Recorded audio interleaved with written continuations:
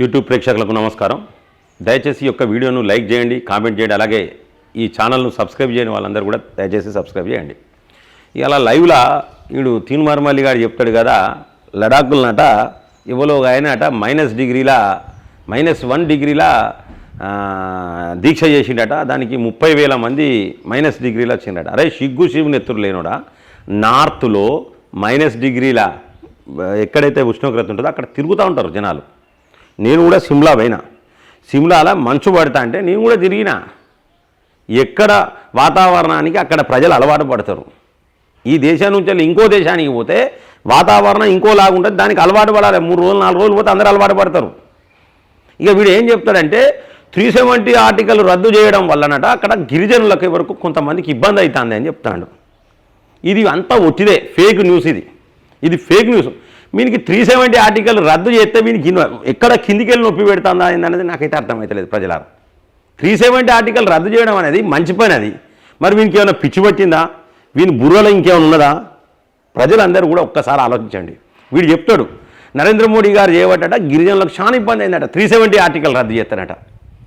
ఒక్కసారి ఆలోచించండి ప్రజలారా. కాశ్మీర్ కూడా మన భారతదేశమే. అక్కడ స్పెషల్ రాజ్యాంగం ఎట్లుంటుంది, అక్కడ స్పెషల్ రూల్స్ ఎందుకు ఉండాలి? దానివల్ల ఏమైందంటే అక్కడ ఉండే రూల్స్ అండ్ రెగ్యులేషన్స్ వల్ల టెర్రరిజం అనేది పెరిగి మన భారతదేశంలో బాంబుల మూతలు ఎక్కువ అయ్యేది. కాంగ్రెస్ హయాంలో జరిగింది అదే కదా, కాంగ్రెస్ హయాంలో జరిగింది అదే కదా.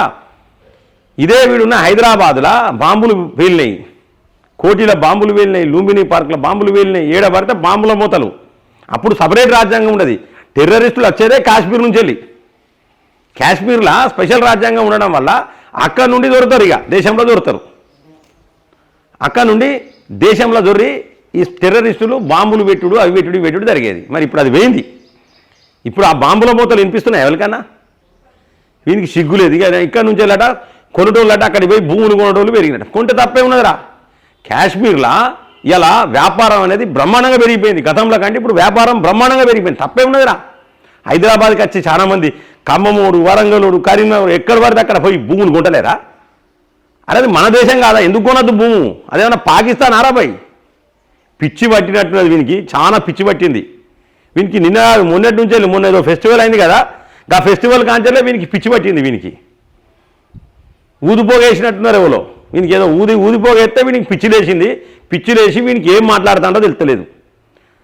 బట్టలు చింపుకొని తిరుగు, రోడ్ల మీద తిరుగు, బట్టలు చింపుకొని తిరగాలి. ఈ మల్లిగానికి దయచేసి బుద్ధి చెప్పాలి. వీనికి ఇష్టం లేదు. ఆడ జీవన్ రెడ్డికి అట్లే అంటాడు 370 ఆర్టికల్ రద్దు. సిగ్గు అనిపించలేదో? అరే 370 ఆర్టికల్ రద్దు అనేది మంచి పని.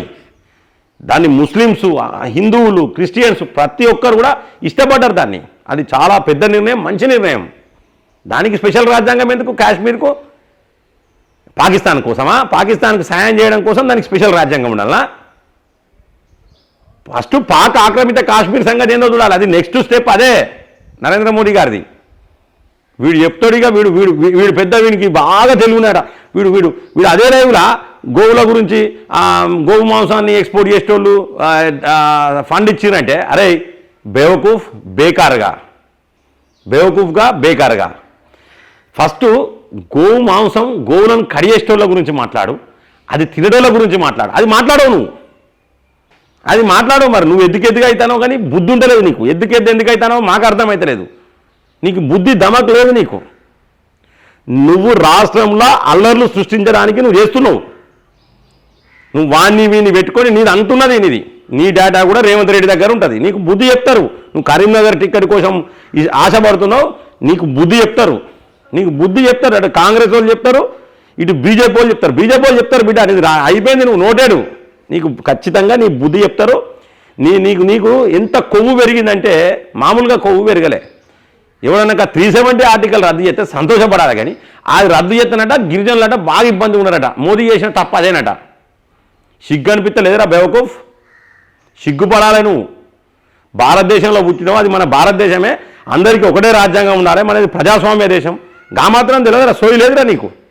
ఆరో స్పెషల్ రాజ్యాంగం ఉంటే ఆ స్పెషల్ రాజ్యాంగం ప్రకారం టెర్రరిస్టులను పిలిపించుకొని మన దాంట్లో ఎర్రగొడతాను రా, సిగ్గులేనుడా. ఫస్ట్ దాని గురించి ఆలోచించి. వీనికి తెలియదు, వీనికి సబ్జెక్టు తెలియదు.